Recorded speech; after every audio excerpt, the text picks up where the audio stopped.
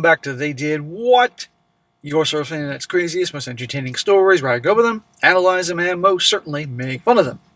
Today, I'm going to your story titled, My Girlfriend of 5 Years Cheated on Me with Another Woman. And a shout out to Thomas for sending in this story. And guys, this is about a guy, he's 27 years old, been with his girlfriend, or now ex-girlfriend, for 5 years. And lo and behold, one day he discovers she's cheating. And to make the whole matter crazier, with another girl.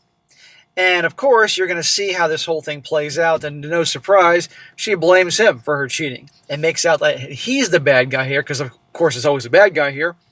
And understandably, you're going to see this guy goes through a lot because he was literally prepared to propose to her. We'll talk about dodging a big one. But ultimately, guys, you're going to see how this guy handles things right. And no surprise, in the end, guess who suddenly is missing him and loves him and all that. But nope, he's moving on.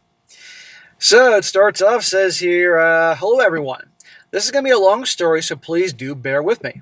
I'm 27, and I was dating my ex-girlfriend, a 26-year-old female, for 5 years, when all of a sudden she confessed to kissing another woman and tells me that she was catching feelings for her. I think she was catching a lot more from her. To give some extent, my ex-girlfriend and I have known each other for 7 years and have been dating since July 2020. We've been living together since June of 2021. Smack! 1 year after you freaking started dating, you're moving in together? Way too soon. Initially, she was living with her family in Connecticut while I was living in New York when we first started talking. Eventually, she decided to move to New York with me, and we were living together in New York for 4 years. I wonder if this is New York City or just New York State. Well, obviously it's in New York State, but I would like to know where. When we were dating, the finances were never on our side. Either I was working and she was not, or I was unemployed and she was working. Even though the finances were hard, we still made it work at the end of the day. Unfortunately, a lot of resentment was building up between the two of us, mainly through my end, but we understood that eventually things would look up for us. About a year ago, her father was declared missing, presumed dead since he and a friend were sailing from Connecticut to Florida, and they found their boat capsized. Holy shit, that's terrible. Understandably, that's going to mess her up. Who can blame her? I get that. But it doesn't justify what's about to happen here. Well, since then, she hasn't been the same. Now, I'm not justifying what she's done to me, but I knew that she hasn't been the same, and because of this, I made the decision for the two of us to move to Connecticut in May. In other words, to probably be closer to her family. So he's being a loving boyfriend. The problem is he's doing this more for her than what he needs. Well, I basically started my life over since I was born and raised in New York, so I really didn't have any friends and family in Connecticut. When we moved, it was the same situation when it came to the finances, and I was basically the breadwinner in the relationship.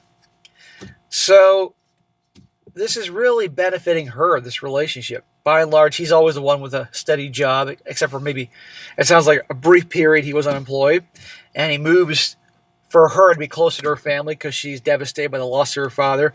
He's doing a lot for her. And how does she repay him? My now ex-girlfriend eventually found a part-time job and a training program for the company that I work at, and I encouraged her to apply so that we can work during the same shift, but through different departments. It would last 7 weeks, and I knew that our schedules would be conflicting, which meant we would never see each other on the weekdays, and only on the weekends. I worked from 6:30 to 2:30, and she worked from 7 o'clock to 1. And she would come home, get ready for class, and leave around 3 p.m., which would be the time I'd be coming home, and her class ended at 10 o'clock. Okay, it's 7 weeks. 7 weeks can go by like this. If you got two people that care about each other, they're on the same page, same goals, big deal. You get together, hang out on the weekend, you act like mature adults. Well, clearly not enough for her. We both understood that it would pay off, so she applied. During the first 2 weeks, it was hard since I was alone in the apartment, but I made sure to make a dinner for her when she came back home. Again, this guy's really bending over backwards for her. I got no problem being good to your girl, so long as it's reciprocated here.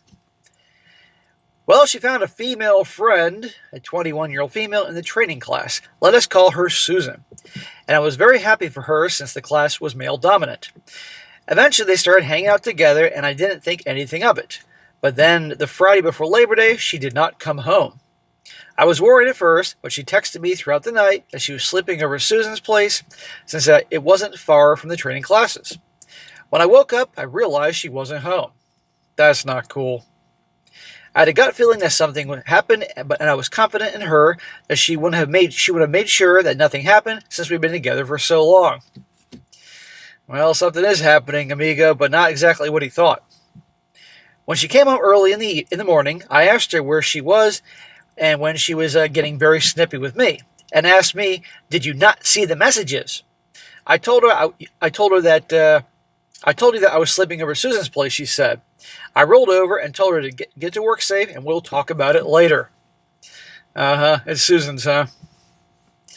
She has no right to get bitchy. I'm not going to call it snippy, bitchy with him when, that's inconsiderate. And after everything he's doing for her, this is a perfect point, guys, why you don't sacrifice everything and set yourself on fire to keep your girlfriend warm. You're not going to be repaid in the way you think. When she came back from work, she didn't come inside and stayed in the car for an hour. Eventually, I confronted her and asked her what was wrong, and she tells me she's not happy. At first, I thought it was because of our conflicting schedule, and I was going to give her solutions that can reassure that it's worth it in the end. But before I can give her an answer, she tells me that she and Susan kissed last night, and unfortunately, my gut feeling was right. Susan, huh? So is her name Carol? And is this dude telling the story of Ross? This sounds very familiar here. Yeah. Just kissed, huh? Kissed what?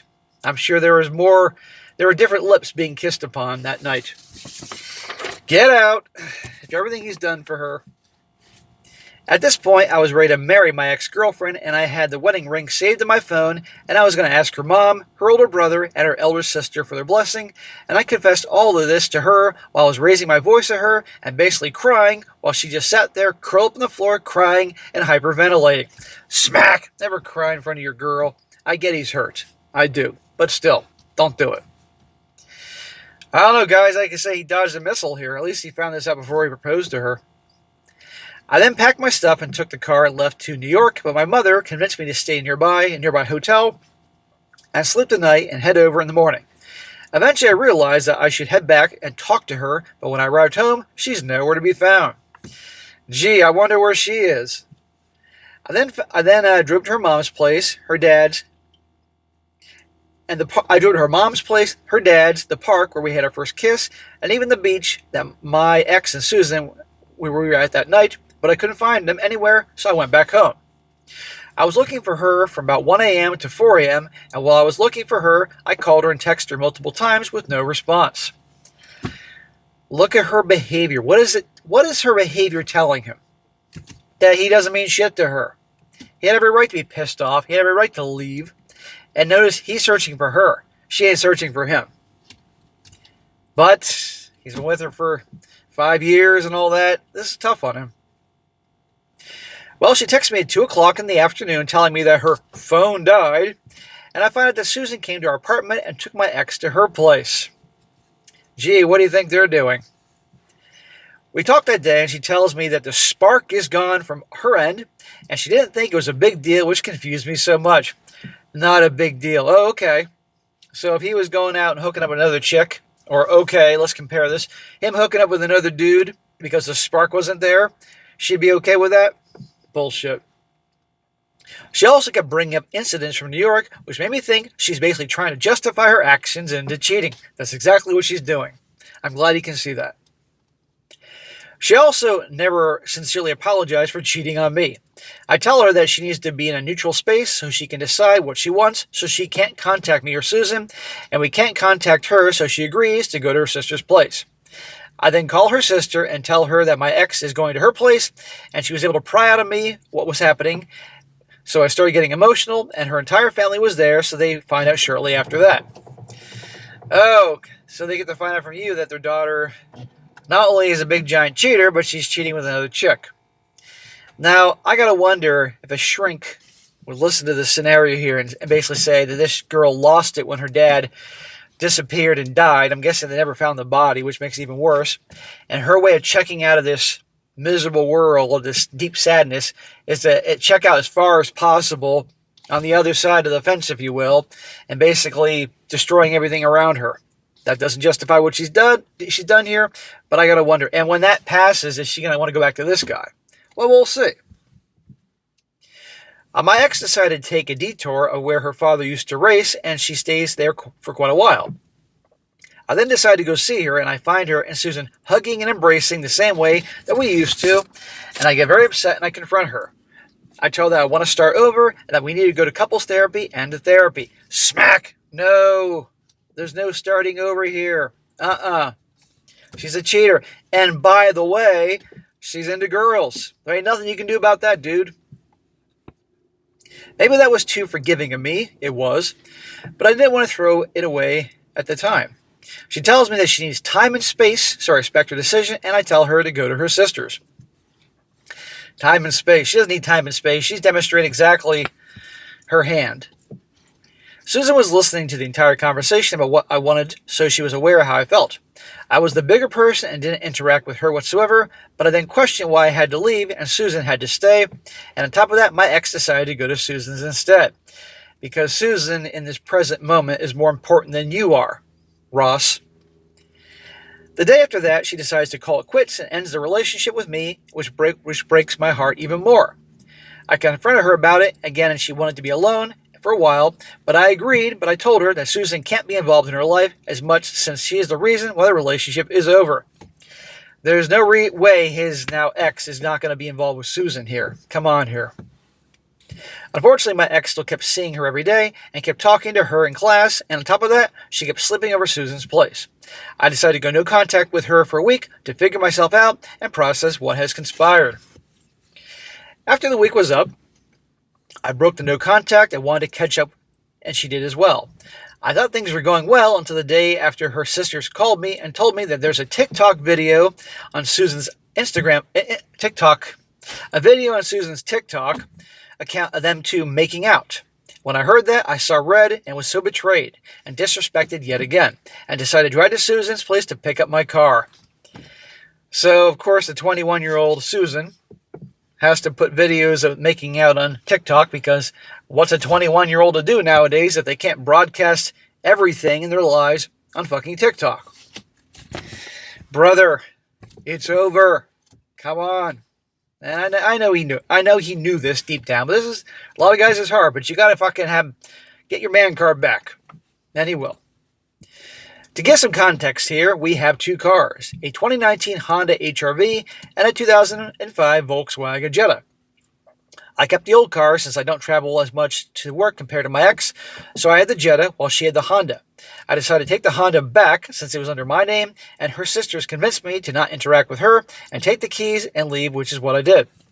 So she's driving his car, and she's now not sure. Well, okay, well, I'm taking the fucking car back. Susan can drive your ass around. When I saw my ex, she looked very upset with me, like I did something wrong, and was giving me an attitude the entire time. You're giving me an attitude? You haven't seen attitude yet, sweetheart. And by the way, I'm taking the fucking car. She was starting to argue with me, but I took her sister's advice and ignored her. Meanwhile, Susan is not far from us and is hearing everything she's telling me and started walking up to me, but nothing happened.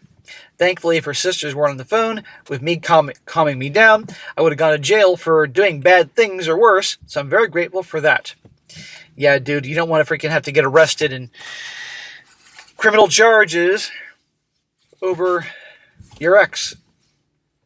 Well, every time after that, when I saw her, she grew more and more cold towards me and started getting more defensive of her, which made me feel very disrespected.